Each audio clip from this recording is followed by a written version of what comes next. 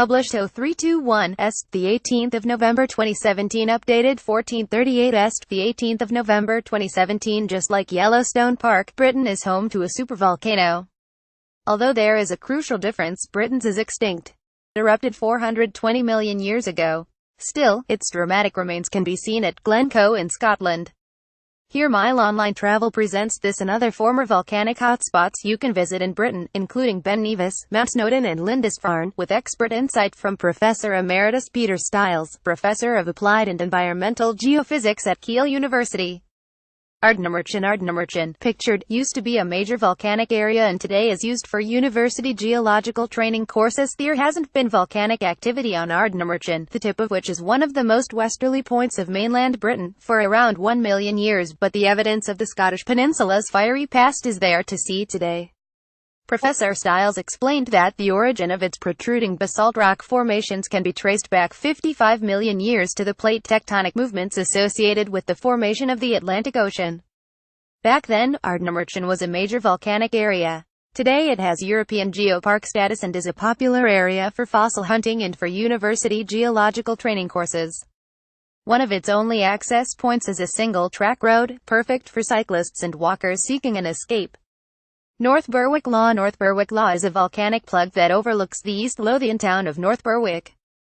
It stands at 613 ft. North Berwick Law is a volcanic plug, an object created from hardened magma in a volcanic vent that rises from the surrounding landscape in dramatic fashion. It overlooks the East Lothian town of North Berwick and stands at 613 feet 187 meters above sea level.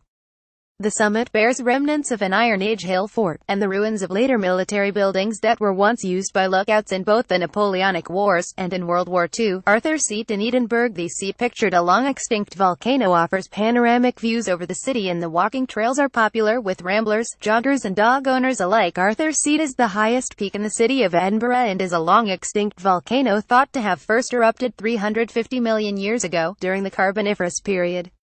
Professor Sty explained that at this time, the British Isles was trying to split apart rather like the current East African Rift, but along the Midland Valley of Scotland. The seat offers panoramic views over the city and the walking trails are popular with ramblers, joggers and dog owners alike.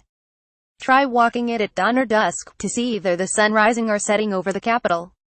Edinburgh Castle is a popular attraction to visitors to the city and sits on a volcanic plug that's 340 million years old. The volcanic plug upon which Edinburgh Castle sits is around 340 million years old. The cliffs it's built on rise up 80 meters, forming a formidable natural defense. Edinburgh Castle is an incredibly popular attraction to visitors to the city, surrounded by well-preserved Reformation-era architecture, and also providing views to the Firth of Forth.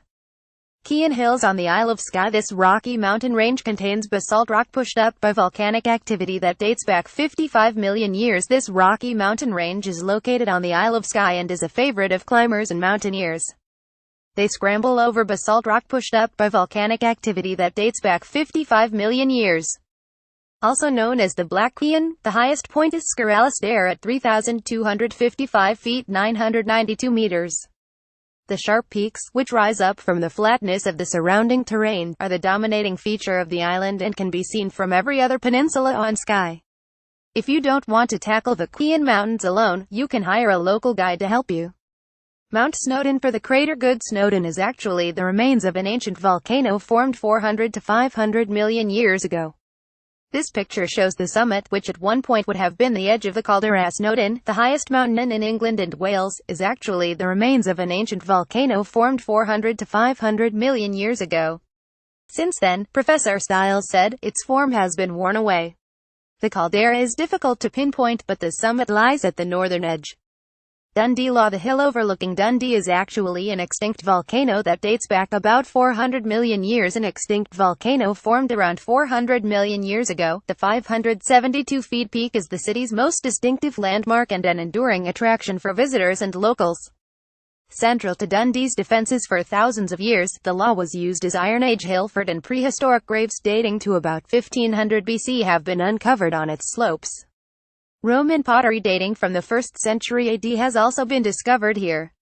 Giant's Causeway. The causeway formed around 60 million years ago when volcanic explosions deep underground forced molten basalt up to the surface and formed a plateau of lava. One of the UK's most photographed tourist destinations, the Giant's Causeway is an eye-popping hexagonal rock formation ranked as a UNESCO World Heritage Site.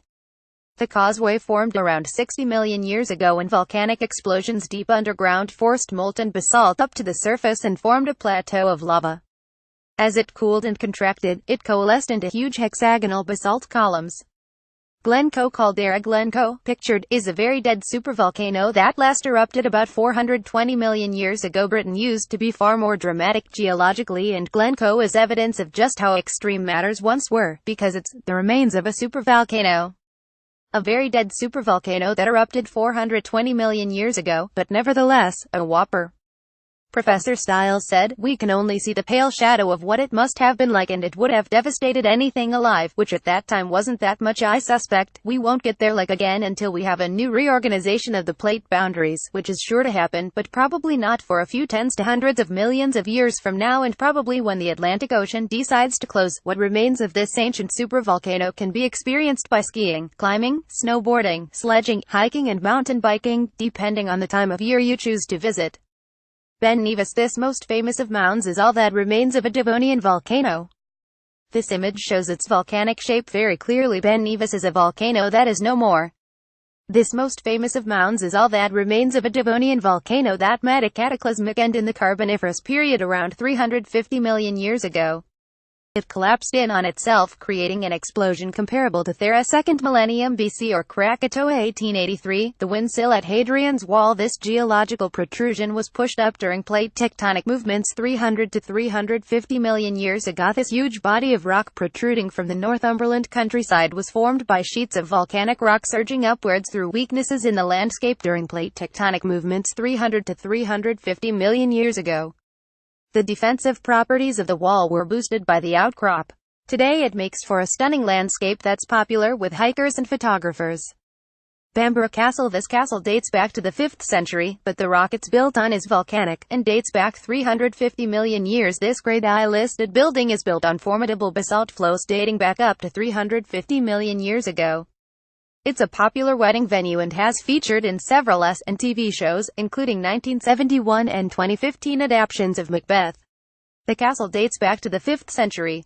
Lindisfarne. Built on basalt flow, Lindisfarne features a monastery founded in 635 and a castle built in the 16th century. Lindisfarne, also known as Holy Island, is built on a basalt flow and is one of Britain's most photographed spots, because to reach this 2-square-mile island you need to drive along a 3-mile causeway that is submerged during high tide.